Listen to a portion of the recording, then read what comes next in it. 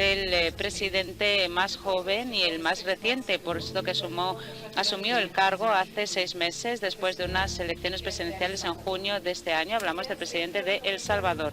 Se trata de un dirigente político que comprende y sabe y aprecia el poder de la tecnología y de las redes sociales. De hecho, recordarán muchos que su primer discurso en las Naciones Unidas, en la Asamblea General, precisamente marcó la ocasión con un selfie. Así que espero que se saque un selfie conmigo también. Es un placer poder dar la bienvenida al presidente Nayib Bukele de El Salvador.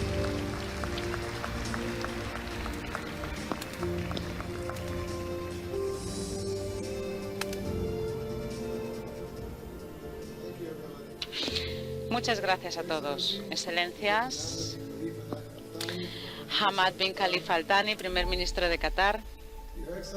Excelencias, primeros ministros, jefes de Estado, de Gobierno, representantes de otros países, a mi mujer Gabriela, a mi hija Laila, que, bueno, cumple unos meses hoy.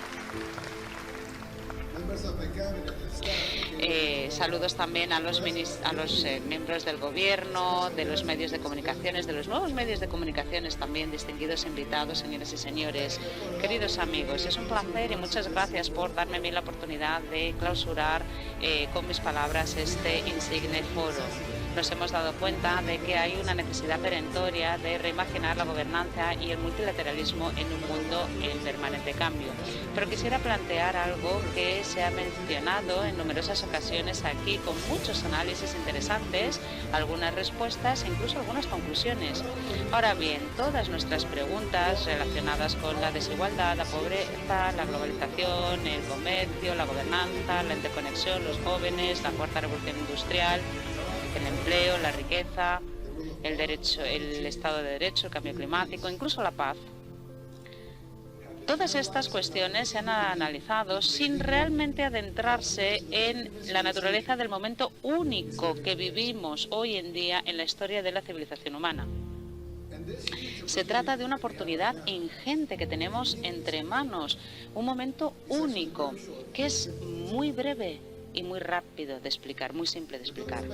Ahora, no esperen una respuesta, porque yo y mi equipo pues solo somos capaces de formular la pregunta. Y la pregunta es la siguiente.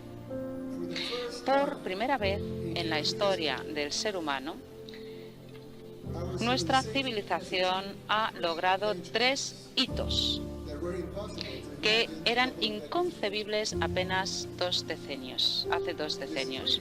Estos 3 hitos nos permiten que por primera vez en la historia resolvamos todos los problemas del mundo. Vamos a hablar del primero de esos hitos. ¿Recuerdan en los 90, cuando la globalización era de lo que se hablaba en todas partes, en todos los foros? Bueno, yo estaba en el colegio, probablemente, jugaba a videojuegos y veía dibujos.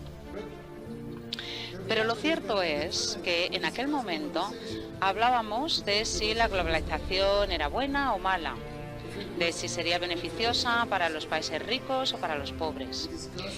Se hablaba de si era buena para las empresas o buena para las personas. Los que abogaban por la globalización siempre intentaban convencernos de que sería buena para todos. Pero con independencia de que te guste o no, la globalización llegó y ha llegado para quedarse.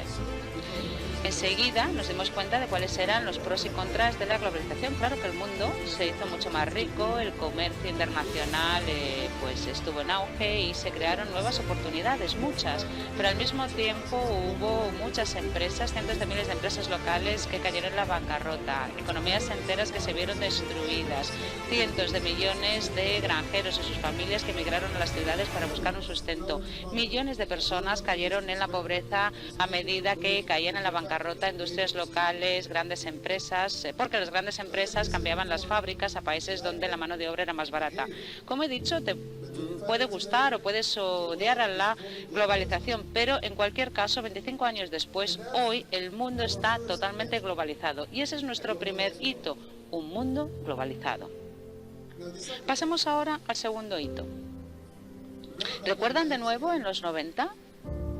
cuando Internet empezaba realmente a cobrar impulso. Sabemos que se había inventado hacía muchos decenios, pero empezó realmente a cobrar impulso en los 90. Como en aquel momento, toda empresa importante tenía una página web y los adolescentes se descargaban música ilegalmente de Napster o chateaban en páginas como ICQ o AOL. Y miles de nuevas empresas .com aparecieron y crearon millonarios e incluso millonarios. Se pagaban cientos de millones o miles de millones de dólares porque se sobrevaloraba el valor de la economía digital. Pero de repente aquella burbuja estalló y dejó sentir las consecuencias en la economía. A pesar de todo, el Internet siguió creciendo de manera exponencial y hoy forma parte integrante de nuestra vida. Vivimos en un mundo interconectado. Pasamos cada vez más tiempo con nuestros teléfonos. No te preocupes, no voy a sacar un selfie ahora. Todavía no. De hecho, ya no son teléfonos. Nuestra vida está grabada aquí en estos teléfonos. Tenemos todos nuestros amigos, nos mandan mensajes al tiempo que yo estoy pronunciando este discurso. Contamos con acceso a todas las redes sociales, a la música, vídeos, correo electrónico, noticias. Incluso hay gente que ve películas en el móvil e incluso juega o crea contenido para que lo vea el resto del mundo. Y año tras año cada vez hay un mayor grado de penetración de los teléfonos móviles, se desarrollan más aplicaciones, las cámaras son mejores, cada vez hay más personas conectadas. Así que en 2 o 3 años prácticamente ya hemos... En 2 o 3 años prácticamente alcanzaremos la conectividad total, ya estamos ahí. Así que ese es nuestro segundo hito, un mundo interconectado. Pasemos al tercer hito. Por primera vez en toda la historia de la humanidad, producimos más de lo que somos capaces de consumir. Y decididamente producimos más de lo que necesitamos consumir. Tenemos más que suficientes alimentos para alimentar a todo el mundo, suficientes medicinas para curar a todo el mundo. Contamos con más de la riqueza que necesitamos y los materiales que necesitamos para que todo el mundo pueda tener un hogar decente y cálido, una escuela para todos los niños, un buen hospital para cualquier persona que esté enferma, para que se cuente con todas las carreteras necesarias, todos los sistemas de transporte que se necesitan. Tenemos suficiente riqueza para detener el cambio climático, incluso para revertir parte del daño que hemos hecho a nuestro planeta. Podemos, con la riqueza que tenemos y los recursos que tenemos, detener los conflictos armados y podemos dar una vida decente a todos. Pero en vez de hacer esto, hay millones de toneladas de alimentos frescos que se tiran a la basura todos los días, mientras que hay millones de seres humanos que mueren de hambre y de malnutrición. Millones de toneladas de medicinas se destruyen porque han caducado, mientras que millones de personas no tienen acceso a atención sanitaria o vacunas. La desigualdad es rampante y se crean conflictos innecesarios. Pero a pesar de todas estas cosas malas que suceden, hay algo que está claro. La producción y la riqueza mundial está en un nivel récord. Y ese es nuestro tercer hito, a saber, la producción del mundo es suficiente hoy para todos. La humanidad nunca soñó con alcanzar estos 3 hitos, estos 3 ingredientes, pero ahora los tenemos. Así que ya podemos erradicar la pobreza, erradicar el hambre, cuidar de todos, dar a todos una buena educación, detener el cambio climático y detener todas las guerras. Solo necesitamos la voluntad política de los dirigentes del mundo. No podíamos haberlo hecho antes. No se podía haber dicho algo así antes, porque el mundo no era globalizado. Hoy, si se necesitaba antes un producto de la India y vivíamos en México, pues lo teníamos complicado, la verdad.